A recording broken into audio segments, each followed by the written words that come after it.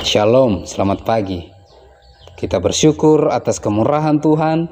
Pagi hari ini kita dapat berjumpa kembali dalam renungan pagi bersama yang diambil dari buku Maranatha Tuhan Datang yang ditulis oleh hamba Tuhan Nyonya Ellen G. White. Sebelum kita merenungkan kebenaran firman Tuhan, mari kita sama-sama berdoa. Ya Tuhan, kami siap merenungkan firman-Mu. Kiranya tuntunan kuasa Roh Kudus Tuhan terus menjadi bagian kehidupan kami yang memampukan kami mengerti akan firman-Mu dan dapat menghidupkannya dalam kehidupan kami. Dalam nama Yesus kami berdoa. Amin. Pekabaran firman Tuhan pada pagi hari ini berjudul Penyucian Tiruan. Ayat intinya diambil dari 1 Yohanes 2 ayat yang keempat dan yang kelima. Barang siapa berkata, aku mengenal dia, tetapi ia tidak menuruti perintahnya, ia adalah seorang pendusta dan di dalamnya tidak ada kebenaran. Tetapi barang siapa menuruti firman-Nya, di dalam orang itu sungguh sudah sempurna kasih Allah. Dan dengan itulah kita ketahui bahwa kita ada di dalam Dia.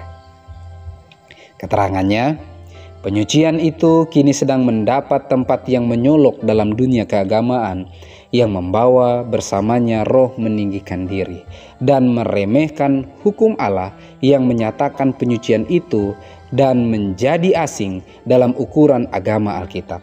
Ia menyokong pengajaran bahwa penyucian adalah suatu pekerjaan yang tiba-tiba yang olehnya melalui iman sendirian mereka mencapai kesempurnaan sempurna. Mereka berkata, percaya saja, maka berkat akan menjadi milikmu. Di pihak si penerima tidak perlu ada usaha lebih jauh yang seharusnya menjadi tuntutan.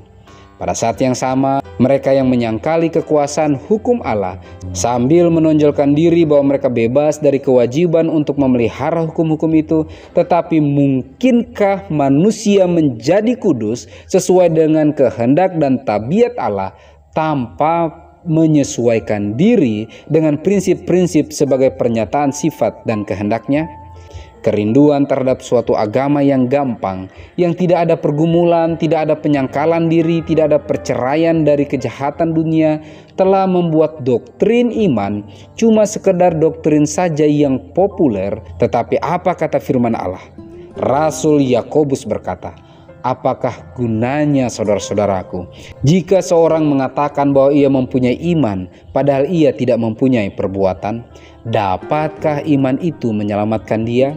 Hai manusia yang kebal, maukah engkau mengakui sekarang bahwa iman tanpa perbuatan adalah iman yang kosong? Kesaksian firman Allah menentang doktrin iman tanpa perbuatan yang menjerat ini. Bukanlah iman yang menuntut belas kasihan sorga tanpa mematuhi persyaratan ke atas mana rahmat akan dianugerahkan. Itu adalah kelancangan. Karena iman yang tulen adalah berdasarkan atas perjanjian dan jaminan kitab suci. Biarlah jangan ada orang yang menipu dirinya sendiri dengan kepercayaan bahwa mereka dapat menjadi kudus, sementara dengan sengaja melanggar salah satu daripada tuntutan-tuntutan Allah. Perbuatan sebagai dosa yang diketahui membungkam suara roh yang menyaksikan dan memisahkan jiwa dari Allah. Barang siapa berkata, aku mengenal dia, tetapi ia tidak menuruti perintahnya, ia adalah seorang pendusta dan di dalamnya tidak ada kebenaran. Tetapi barang siapa menuruti firman-Nya, di dalam orang itu sungguh sudah sempurna kasih Allah. 1 Yohanes 2 ayat yang keempat dan yang kelima. Penyucian tiruan. Kebenaran firman Tuhan pada pagi hari ini menegur kita. Hati-hati dengan apa yang saya pikir benar. Karena kebenaran yang sejati adalah berdasarkan kebenaran firman Tuhan yang tertulis dalam Alkitab dan hanya Alkitab saja.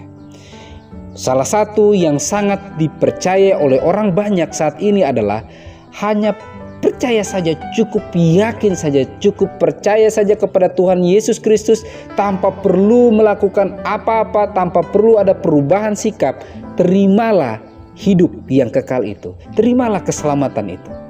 Tetapi pekabaran firman Tuhan pada pagi hari ini menegaskan kepada kita semuanya, Iman yang sejati, iman yang hidup harus disertai dengan perbuatan. Kita menurut kepada kehendak Tuhan bukan supaya diselamatkan.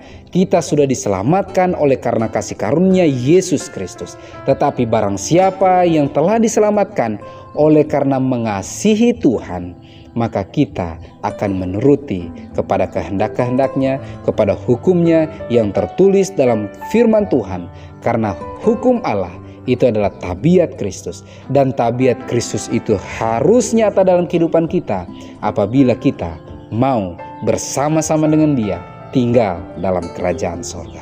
Semoga Tuhan menyanggupkan kita. Mari kita berdoa. Ya Tuhan Allah Bapa kami yang bersemayam dalam tata surga, terima kasih banyak atas tuntunan Roh Kudus Tuhan.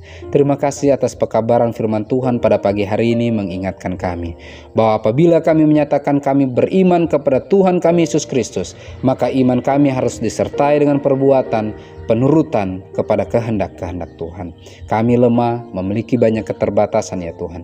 Untuk itu kami memohon kuasa Roh Kudus Tuhan kiranya menjadi bagian kehidupan kami yang memampukan kami untuk bisa lebih peka mendengar suara Tuhan. Kami bisa menghidupkan agendamu, kehendak-kehendakmu dalam kehidupan kami. Dan terlebih dari itu ya Bapa, kami mau rindu, kami semua bisa siap menerima roh hujan akhir, dan kami semua bisa siap menerima meterai Allah yang hidup. Ya Bapa, berdoa khusus bagi seluruh umat-umat Tuhan dimanapun berada yang mendengarkan kebenaran firman Tuhan pada pagi hari ini.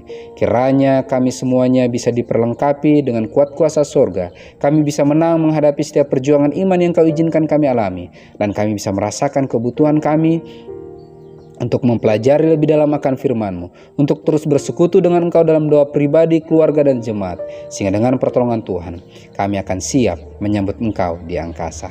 Terpujilah nama-Mu ya Tuhan, dalam nama Yesus kami berdoa. Amin. Maranatha, Tuhan datang. Tuhan Yesus memberkati.